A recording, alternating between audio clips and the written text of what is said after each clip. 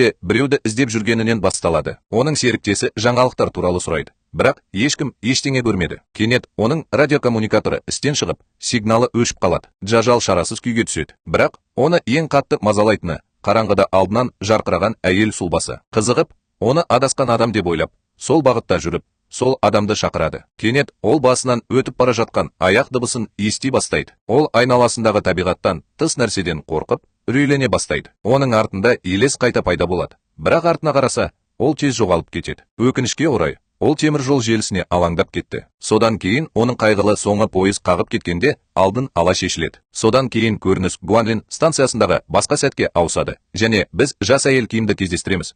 Ол айналадағы жұмбақ оқиғалар туралы естігеннен кейін оқиға болған жерді жазып алатын контент жасаушы. Міне, бұл жер. Әлдебір ер адам кенеттен сода сататын автоматқа соғылып, оны алаңдатып, шетке кетуге мәжбүр етті. Көп ұзамай ол мекемеге жауапты Ли есімді адамға жақындап, оның бұрын онымен байланысып, құпиялар туралы сұхбат берген әйел екенін айтты. Ол оны өз стендіне апарды, ал Ким оны ғаламтор әлемінде қалай атайтынын көрсетті. Оның есімі террор патшайымы. Содан кейін Ким станцияда тараған қауесеттер туралы айтты, және оның қызығушылығы оны мұқият тексеруге итермеледі. Оның айтуынша, бір түрлі және алаңдатарлық оқиғалар болды. Бірақ бұл туралы билікке хабарланбаған. Бұл Лиді алаңдатады. Ол одан бұл жерден тез арада кетуін сұрайды. Ол өзі сияқты адамдар да құпияларды білуге келгенін, бірақ жоғалып кетулер мен басқа да апаттардан, сол жерде болған өлімнен пайда табу үшін келгенін айтады. Бастықтың назарын аударғысы келген Ким оған аймақтағы ең жақсы сусынды ұсынады, және бұл оның ойын тез өзгертеді. Ол аудиожазбаны жаза бастайды. Ал Ли өзі білетін оқиғаны айта бастайды. Бір күні Тим есімді жас маскүнем дүкенге тағы да ішімдік сатып алу үшін келеді. Содан кейін сусыннан ләззат алып, ол одан да көп сандыраққа түседі. Бір сағаттан кейін пойыз вагонында көлік кенет тоқтаған кезде жас жігіт құлап қалады. Адамдар оны көтеріп алады. Содан кейін сапардың жалғасуын күтеді. Кенет Тим оянып, есіктің әйнегіне басын соғып тұрған жас әйелді көреді. Ол абдырап қарап отыр. Бірақ араласпауды жөн көреді. Бірнеше минуттан кейін ол оянып, әйелдің әлі де сол әрекетті жасап, басын түртіп жатқанын көреді. Есіктің әйнегіне соңғы аялдамадан кейін Тим қарт еркек пен әйелдің қасында жалғыз қалды. Бейтаныс адам әйнекті қаттырақ ұрғанда, жас жігіт әйелдің әрекетіне байланысты шиеленісе түсті. Ерекше көріністі көрген қария басқа вагонға ауысты. Көп ұзамай Тим мазасызданып, ер адамның соңынан ерді. Ол жаңа ғана куә болған нәрсеге күлімсіреп, әйелді үрейлендірді. Осы кезде оған анасы телефон соғып, университетке неге түспейтінін сұрады. Кенет телефондағы сигнал өшіп, байланыс үзілді. Ұялы телефонда хабарлама пайда болды. 2 жыл бұрын Гуанлин станциясында бір жас келіншек өз өмірін қиды деп хабарлаймын. Бұл жерде бір жұмбақ нәрсе бар, өйткені ол дәл қазір осы көріністі көріп тұр. Қарт адамға қарап, Тим оның басын күймеге ұра бастағанын байқайды. Арбасының шыны есігінен кенет бір жас келіншек пайда болған кезде Тим шошып кетті. Пойыз жылдамдықты арттырып, шамдар мүлде сөнгенше сөнеді. Фонарды қосқанда ол басқа ешкімді көрмейді. Ол қатты таңғалды, бірақ әйел бұрынғыдай кейіпте қайта пайда болады. Тим үрейленіп, сал болып қалады.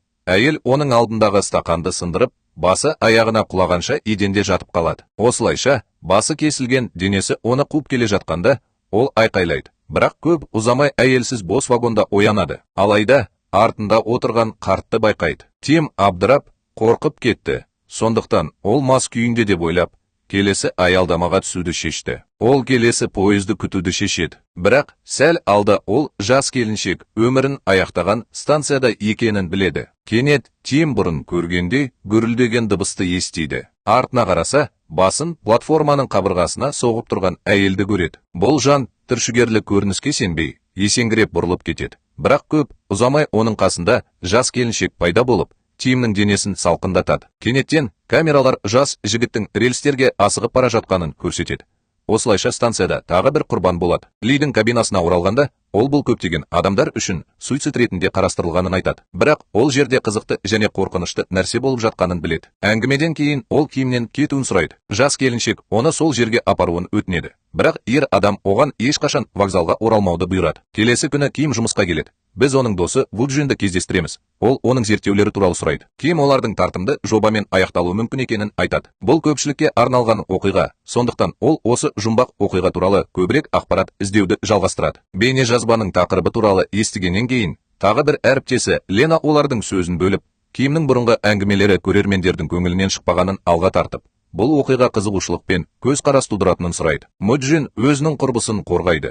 Ол әріптесінің наразылығы мен жағымсыздығына ашулана бастайды. Өйткені ол жас әйелдің бейнелер арқылы танымал болғысы келмейтінін біледі. Ол жай ғана өзінің күнкөрісін, бұрын жазылушылары көп болған террор патшайымы арнасын сақтап қалғысы келеді. Бірақ қорқынышты оқиғалар аяқталғаннан кейін адамдар оның соңынан еруді тоқтатты. Ол айтқан оқиға оған көмектесе алады деп сенген Ли Ким әкелген сусынды одан да көп ішеді және оған баруды шешеді. Толығырақ айтып беріңізші. Ол жаңа оқиғаны бастайды. Бетіндегі ақаудан қатты қиналған әйел туралы айтып берді. Кенет пойыз істен шығып, түннел жолдарына тоқтады. Ол жерде плакатқа қарап отырып, жүзіне тәнті болған мен есімді сұлу жас келіншекте бар. Бұл кезде түрі өзгерген әйел оған мұқият қарап тұрды. Мұқият қарап тұрғанын байқаған жас мен кетіп қалады да, ақыры оған деген сезімі бар ескі досымен кездеседі. Алайда келесі аялдамада оның құрбысы кіріп келеді. Бұл кездесу оны ыңғайсыз етеді. Ол бір күні не болуы мүмкін екенін айтып, пойыздан түсіп қалады. Содан кейін мен жоғарғы станцияға келетін келесі пойызды күтіп тұрмын. Кездейсоқ беті таңылған әйел пайда болып, жас әйелді әдемі жүзі үшін мақтайды. Мен оған алғыс айтамын. Бірақ әйел сол комплиментті бірнеше рет қайталай береді. Оның жүзінде қорқынышты күлкі бар. Уайымдаған жас келіншек басқа әйелден алыстап бара жатыр. Әйел бір сәт көзден ғайып болады. Бірақ мен оны көп ұзамай бағананың ар жағынан тауып алып, оны мұқият бақылап отырады. Бейтаныс адам өзін қорқынышты ұстайды. Бүкіл денесін бүгіп, менің алдымда тұрып қалады. Ал адамдар оны байқамай, оның жанынан өтіп бара жатыр. Жас келіншек қарауды тоқтатқанда, әйел оған одан да жақындай түседі. Мен оның артынан кім келе жатқанын жазу үшін телефонын алады. Бірақ құрылғы әйелдің суретін түсірмейді. Кенеттен пішіні өзгерген әйел қолындағы стақаннан сұйықтық шашып, оның каустикалық қышқыл екенін көрсетті. Мен үрейленіп, вокзал арқылы жүгіріп өтіп, Гуанглингтің төменгі станциясына қайта түсіп, әйелді көрмей қалады. Ол қорқып, дәретханаға жүгіріп барып, жасырынып қалады. Ол полиция шақыруға тырысады. Бірақ ол жерде ешкім жоқ. Кенет телефонға жауап беріп, әйел менімен сөйлесіп жатыр. Ол өзін аңдып жүрген әйелдің қандай екенін сұрайды. Бірақ ол жауап бермей тұрып, мен оның әйел екенін айтпағанын түсінеді. Кенет қоңырау соғылып, есікті ашқан әйел пайда болады. Ол өзінің ұсқынсыз және пішіні өзгерген түрін көрсетеді. Әйелдің қолы мен тұрған кабинаның үстінде пайда болып, сұйықтықты жас әйелдің бетіне төгеді. Лиге оралғанда, ол киімнің оған сенбейтінін байқайды. Бірақ ол бұл әңгімелерді қайдан немесе кімнен естігенін сұрайды. Оның айтуға уақыты жоқ.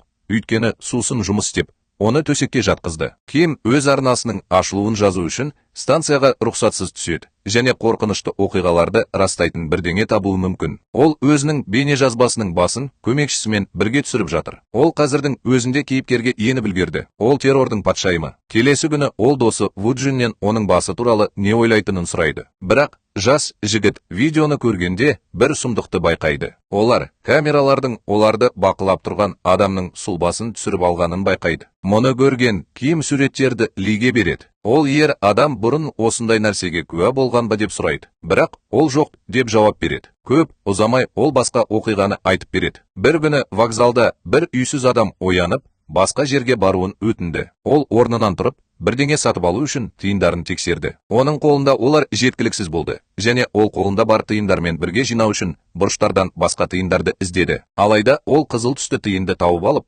оны пайдаланудың орнына ваннаға барып, металды тамашалады. Ол бетін жуып жатқанда, оның қасына тағы бір адам келді. Ол көшедегі ескі танысы, бірақ ол ұры және ойланбастан тиындарды ұрлап кетті. Бірақ артында қызыл тиын қалдырды. Үйсіз адам ашуланып келеді. Және ол ұрыны келесі жолы тапқанда, қандай зұлымдық жасайтынын ойлайды. Оның назарын бір нәрсе аударады. Темір жол желісінің арғы жағында мас болып көрінетін адам тұр. Алайда, ол ештеңе істей алмай тұрып, сода машинасы дыбыс шығарады. Және кездейсоқ қызыл тиынға сәйкес келеді. Ол жақында өзіне сусын сатып алады. Бірақ ол құмыраны ашқанда ішінде ештеңе жоқ. Ол қайтадан назарын ер адамға аударғанда, оның киімінің жерде жатқанын ғана көреді. Ол жерге жақындаған кезде тиындарды да тауып алып, киімнің ішінде не бар екенін көруге бел буады. Оның әмиянында ақшасы бар.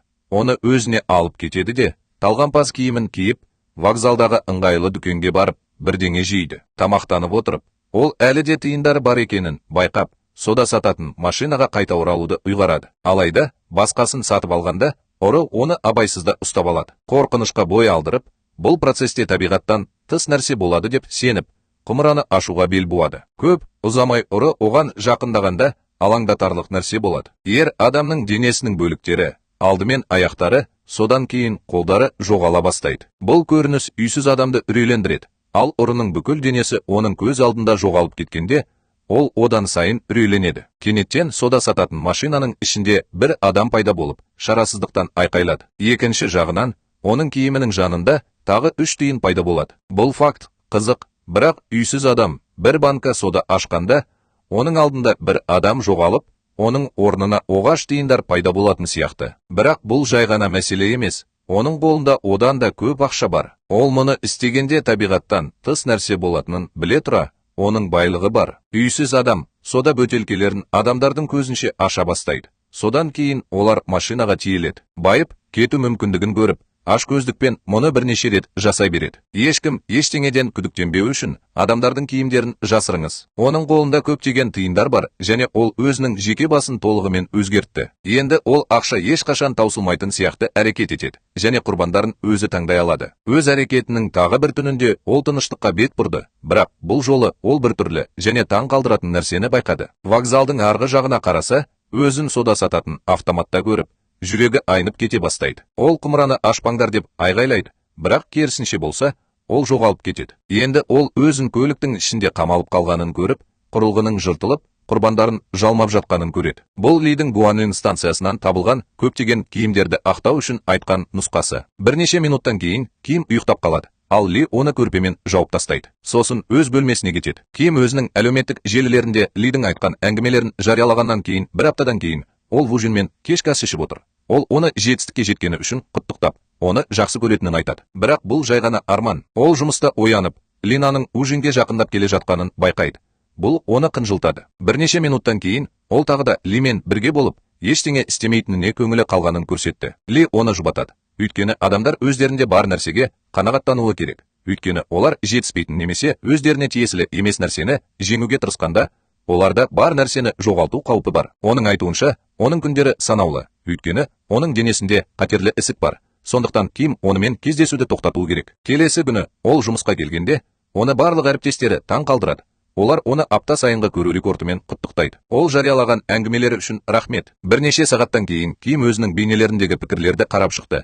Олардың бірінде ол Макабре станциясына барғанын және бір түрлі нәрселерді сезінгенін айтты, және ол бұл жерге ешкімнің бармауын өтінді. Өйткені ол айтылған әңгімелерге сенеді. Мен көбірек білгім келеді. Ал Ким бұл әйелді кездесуге шақырады. Келесі күні ол Тинамен бірге отырады. Ол Кимнен оның бейнесін өшіруді сұрайды. Ол әлем бұл жердің тарихын біле алмайды деп мәлімдейді. Жас келіншек, мұның бәрі Гуанглан сектасына байланысты дейді. Ким мұндай топтың баяғыда жоғалып кеткенін, және бұл факт расталып жатқанын айтады. Алайда Гуанлан станциясы Гуанлан секта шіркеуінің қирандыларының үстіне салынған. Тинаның ойынша, дәл осы себепті станцияда көптеген қорқынышты оқиғалар болып жатыр. Ким жас әйелдің айтқанынан ұялып, одан бұл туралы сұрайды. Тина біраз уақыт бұрын вокзалда оның көзіне жас алған оқиға болғанын айтады. Әйел Кимнен кетпеуін өтінеді. Егер олар сонда барса, бәрі өледі деп мәлімдейді. Кенеттен Кимнің артында ешкінің бас сүйегі бар қорқынышты жаратылыс пайда болады.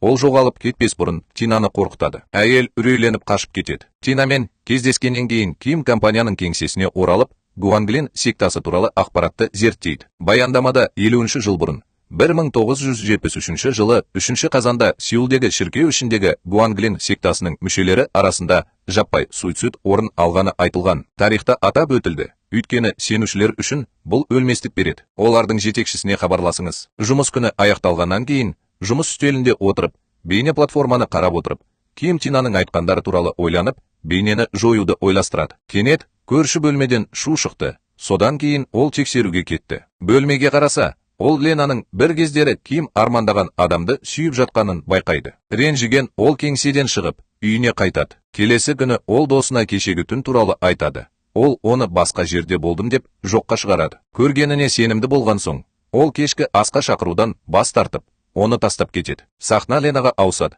Ол өзінің мазмұнын жазып алады. Бұл көбірек қатысуға ықпал етеді. Ол абайсызда тепе-теңдігін жоғалтып, бір түрлі шырышпен жағылған қол ұстағышын ұстап алады. Кейінірек Вужинмен сөйлескенде, жас жігіт оның мұрнынан қан кетіп жатқанын байқайды. Ол қорқып, өзін ретке келтіру үшін жуынатын бөлмеге барады. Сол кезде ол қолында бір түрлі белгі пайда болғанын байқайды. Бірнеше сағаттан кейін ол үйге келгенде мұрнынан қан тамшыларын тоқтатуға тырысады. Бірақ көп ұзамай қолындағы белгілердің үлкейгенін байқайды. Пойыз Гуанглин станциясында тоқтайды. Ал Лина тез арада дәретханаға жасырынып барады. Егер адамдар мұны көрсе, бұл оның имиджі мен беделіне нұқсан келтіреді деп сенеді. Өкінішке орай, жағдай өте ауыр болып барады. Және бұл белгілер оның бүкіл денесін жауып, терісінде өсімдіктер өседі. Көрініс бірнеше минуттан кейін гүлдермен көмкерілген жас әйелдің бетін көргенде аяқталады. Лидің кабинасына қайтып бара жатқанда, Ким одан Гуанглин капелласы мен секта жетекшісі туралы сұрайды. Өйткені ол әлі тірі деген қауесет тараған. Ли жайбарақат оны көргісі келетінін сұрайды. Бірақ Ким үндемейді. Ли таң атқанда, белгілі бір сағатта пойыз жабық Гуанглин станциясының жанынан өтетінін айтады. Ол тоқтайды. Егер ол кірсе, оны қарсы алады. Кеңседе полиция тергеушілері Кимнің бейнежазбаларын көргеннен кейін оны іздеп жатыр. Бірақ ол жұмысқа шықпады. Олар учаске бастығының әріптесі жоғалып кеткен күннен бастап өзгергенін хабарлады. Кейінірек, таң атқанда, біз Кимді станцияда жалғыз көреміз. Ол нақты уақытты күтіп тұрма, жоқ па? 3:34. Пойызды күтіп тұрған Ким төбедегі аяқтың дыбысын естиді. Кенет шамдар жанып, ол орындықтардың бірінде жалғыз отырған адамды көреді. Ол ұялы телефонының сал ауруына шалдыққан ер адамды көргенде не болып жатқанына таңғалды. Бұл өте қорқынышты нәрсе, өйткені ол басынан бастап дәл сол адам болған. Бейтаныс адам орнынан қозғалмайды. Тіпті оның мысығы сөмкесінде мияулап ырылдаса да. Сол кезде пойыз келеді. Бірақ ол ғана кіреді. Жас келіншек сыртқа қараса, ер адамның әлі тұрғанын көреді.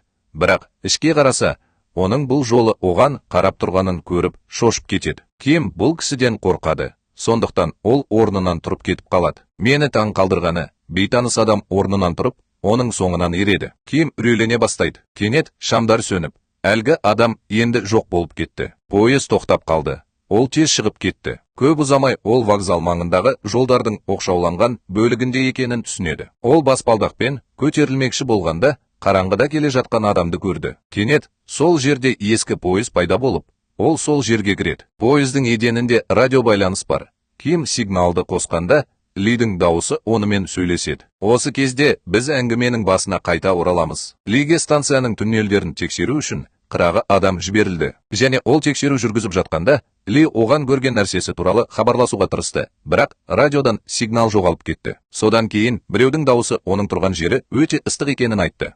Өзі тексеруге кетті. Кенет оның артында жарық пайда болды. Ол артына бұрылғанда, сол жерде күтпеген жерден пайда болған ескі пойызды көрді. Ли сол жерде досының бар жоғын білу үшін тоқтады. Алайда, вагонның ішінде біреу әйнекті қағып кеткенде, ол шошып кетті. Кенет кабинаның есігінің тұтқасы қозғала бастады. Ли ішінде біреу бар жоғын тексеруге барғанда, ол ешкімді көрмегеніне таңғалды. Кенет есік тарс жабылды. Ол ішке қамалды. Содан кейін локомотив жылдам қозғала бастады. Ал Ли оны тоқтата алмады. Үмітін үзген ол есікті ашылғанша итере бастады. Дәліз бос болған соң, Ли қайтадан вагонға отырды. Ол пойыздың бойына шашылып жатқан көне әріптерді көрді. Олар қызыл бояумен боялған. Ли өзін қызып, кроссовкасының табаны еріп жатқан жерде қамалып қалғандай сезініп, үрейленді. Ол бұрын естіген сөздерін, түсініксіз нәрсені қайталайды. Орындықтардың артына тығылып, бірнеше қолының әйнекке соғылып, адамдардың азап шегіп айқайлағанынан дірілдеп тұр. Содан кейін ол апаттық тежегішті басады.